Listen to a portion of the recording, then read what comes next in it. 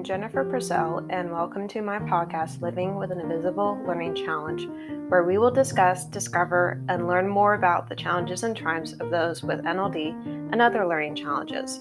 I do have a website for this podcast, and it is called livingwithnld.com. I also have a Facebook, Instagram, and Twitter account for the podcast. They are all under the same name, which is Living with NLD. I also have a YouTube channel for the podcast, which can be found by Googling the title of the podcast, which is Living with an Invisible Learning Challenge. I would like to tell you about a nonprofit that I use for my research for this podcast. It is called the NLD Project, and I use their blog for my research. They are a nonprofit that is based in New York and is trying to get NVLD back on the DSM, and they provide many resources for people with NVLD on their website. I'll provide you with the website for them in the podcast description. All proceeds from the ads on this podcast will be donated towards the NVLD project. Please feel free to explore the other topics on the podcast, and hopefully you will learn something new from them. I hope you enjoy today's episodes.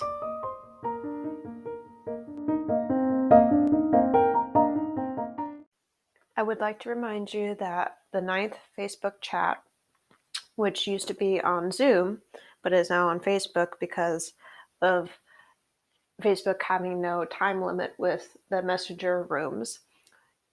It will be on August 21st, which is the third Saturday of the month, and it will be at 10 a.m. Pacific time zone, and it will go until 11:30 Pacific time zone in the morning. And if you want to be able to attend, please email me at livingwithnld@gmail.com, or you can contact me on Facebook on the Living with NLD page, or on my personal page. Jennifer Lynn Purcell is my full name, and I will add you to the group that is related to that after you come to the event. Thank you. Hope you enjoyed today's episode. To access the testimonials, there are two ways. There's a testimonial page with the full quotes, and then there is a slideshow on the home page with excerpts of the longer ones and the short ones. On the last image of the testimonial quote with Julia's quote, you can click on it and it will take you to the testimonial page where it shows you all of them with the full quoted testimonials.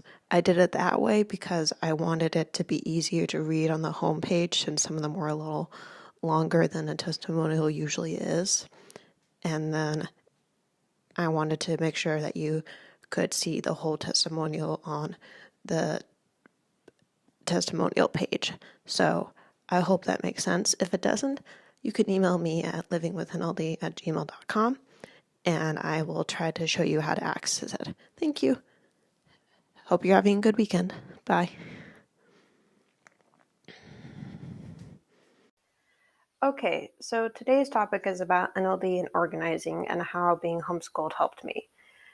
If I mess up today's script, that's due to my migraine that I'm having. So sorry about that, but I'll do my best. So I learned to become organized because I was homeschooled from kindergarten to 12th grade. This helped with organization because I needed to stay ahead with assignments when we took trips, since they usually were not during school breaks. I also needed to organize my homework so I didn't confuse what document was for a different subject. I remember saving my assignments in folders on my computers based on the subject they were for, so I could keep track of them. But this is all virtual organization. I struggle with keeping my real life organized, like my room and job. I struggle with keeping my room organized in terms of making my bed, each day, but at least I can find my clothes in my closet and drawers. I try to color coordinate my clothes in my closet so they're easier to find.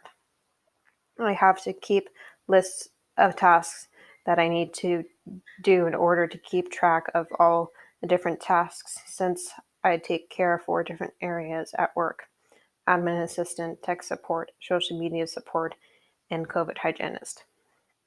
Sometimes they do overlap with each other when I need to help someone from the congregation learn how to access Zoom or talking to a congregant about social media support on the phone. Another place would be when I'm helping my parents with tech support, but that's one of my favorite things to do because then I can show off what I taught myself to do. Whoops, ran into my fan there. Sorry. I have taught myself basically 3/4 of what I know in the social media and tech world by watching many tutorial videos on YouTube and the internet. I do this because I know my parents are busy with other things and don't have the time, usually, to always teach or train me. But my mom and dad have definitely made the time to always answer my questions, and they do that even when I don't have right timing with asking them. And they do give me feedback when I'm improving on something. The feedback is really helpful because then I know when I'm doing well and when I need to improve. They are also very good at being specific and direct with the feedback and telling me where and how to improve. This helps me be able to improve and hopefully not make the same mistakes I made in the past. I have made many mistakes, but that's not because of lack of organization. It's because of other things with NLD, like executive functioning, multitasking, wearing many hats, keeping track of many tasks and details. I can relate to the following article from Good Housekeeping titled, "I Desperately Want a Clean Home, but My Brain Can't Process Clutter" by Jennifer Bryan from March 20th of 2017. Quote, "I also have difficulty with spatial organization, and it's challenging for me to arrange things in an efficient and space-saving way. This is why loading the dishwasher can feel like an advanced filing system. It's why I'm terrible at puzzles, and why my little niece and nephew constantly destroy me at Qubits, a game of multiple visual challenges. And ultimately, it's why when I look at the mess in my house, car, or desk, I generally don't know where to begin." End quote. I can relate to this quote because I often feel like I can't find things in my room and wish I knew how to better organize them. Maybe if I bought some drawer dividers, it would help separate clothes in there so it would be easier to find where they are. That way they wouldn't get lost or overlap with each other. I do keep my office pretty organized, but it's a smaller room than my bedroom, and other people see it than my family, so I know it's more important to keep it neat.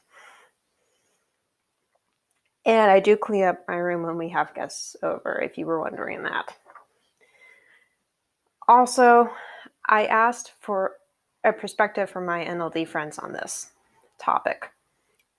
Julia gave this answer, quote, "I have had explicit teaching on how to pack a suitcase, and that has been helpful. I think a lot of parents can do that. Also, I don't think an organized space has to look pretty, although it does make it peaceful. The main thing is whether you can find things," end quote.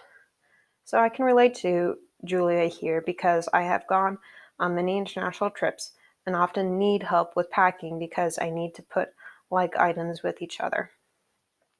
I also need help with making sure that I pack light, especially when it's an international trip and you're more limited on the weight of your suitcase. This additionally helps me with packing less for road trips that we take, which I need to learn that I can't bring everything with me on. I can also relate to this article from Attitude Magazine because it talks about one with NLD having challenges with organizing their thoughts and getting to the point. I know that often I do have issues with finding the right words to describe how I'm feeling or getting to the point, getting the point across that I want to. This often frustrates me because I know I have pretty decent vocabulary, but sometimes I forget how to use words when I need them the most.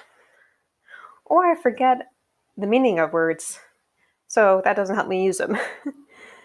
I wish it was easier for me to remember words and the definitions of them so I could use them properly. One example that I want to give you briefly with that is whenever we're watching TV, and this is usually when we're watching the news, we usually watch Rachel Maddow or Stephen Colbert or one of those. And my parents won't let me pause the program if I don't understand a word. And usually my mom can guess the word I don't understand, like 80 to 90%, I would say, of the time she can guess the word I don't understand or a phrase. And this helps me because it helps me gain a vocabulary, but also context of how a word or phrase can be used. And it helps because sometimes, I don't know if this happens to, this can probably happen with neurotypicals or people who have NLD, but sometimes I hear a word and I don't know the spelling of it.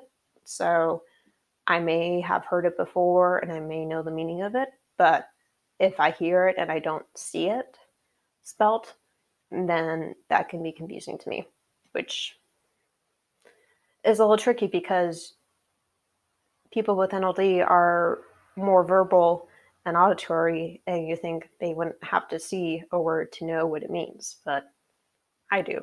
Maybe you do too if you're listening to this. So the next, where am I? Oh, yes. So I know someone who has dysgraphia, and I don't know if I do too, but I might have had a little bit of it at some point because I know it was hard for me to organize my thoughts and put them on paper or type them when I was trying to write an essay.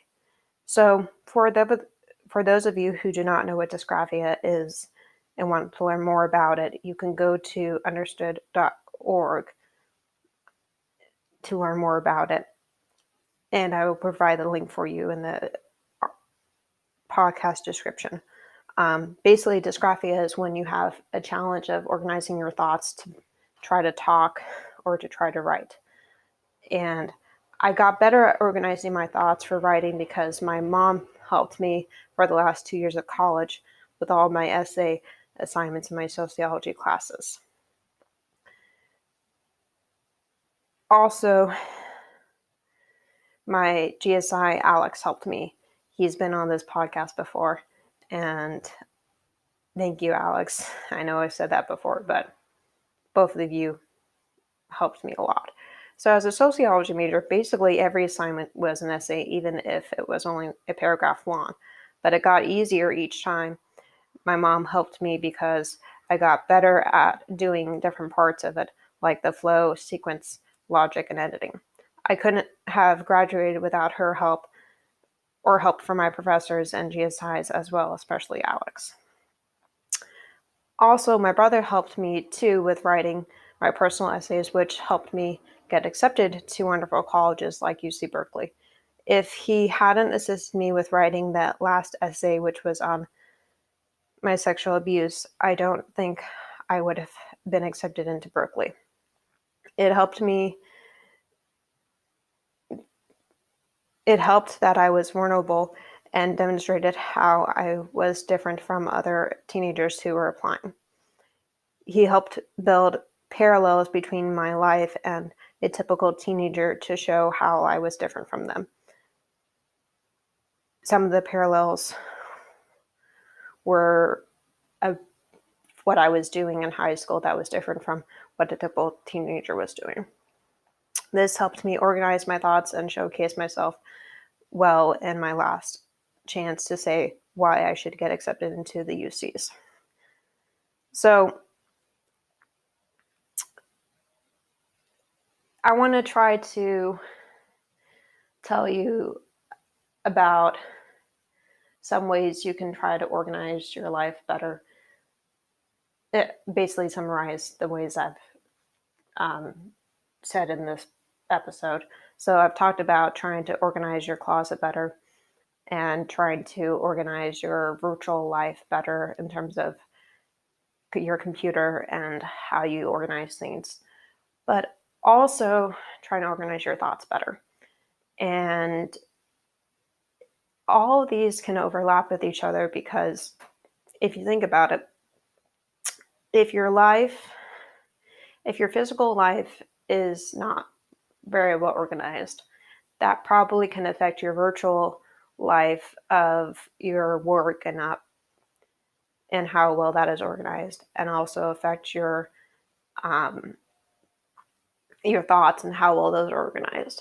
So if you have more of all of those three areas organized, then your life should run more smoothly and be able to have you have an easier time with keeping up with things, especially if you do some of the things I suggested, like organizing documents on your computer, organizing your closet, organizing your thoughts, and trying to speak clearly like I tried to do on the podcast, except for when my head is not cooperating.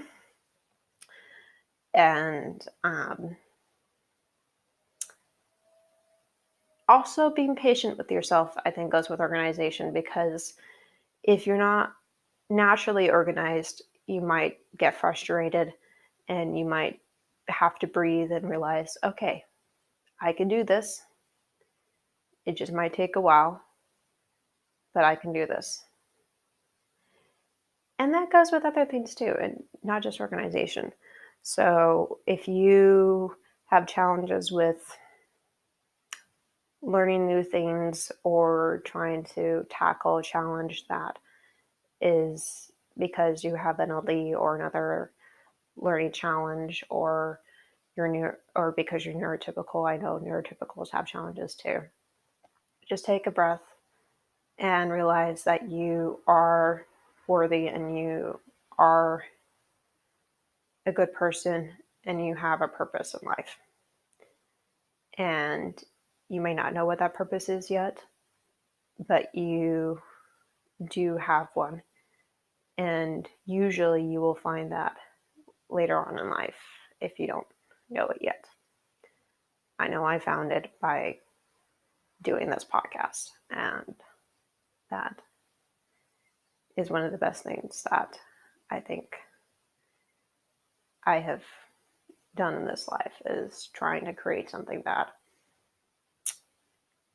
I did not know was going to touch so many people and make a difference in their life. So I'm glad I'm doing this. And as I wrap up, I would like to let you know that I and others who have NLD still have challenges with organizing their workspaces, home spaces, and thoughts so they can succeed in life.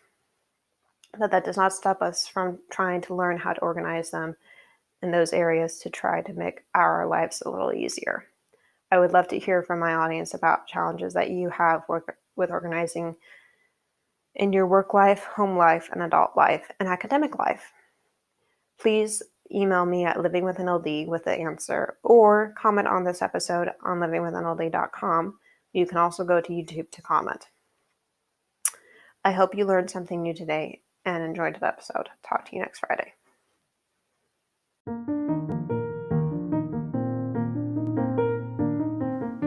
As I wrap up, there are some things I would like to share with you, my audience.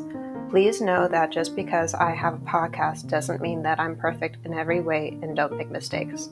I make them every day and try to learn from them.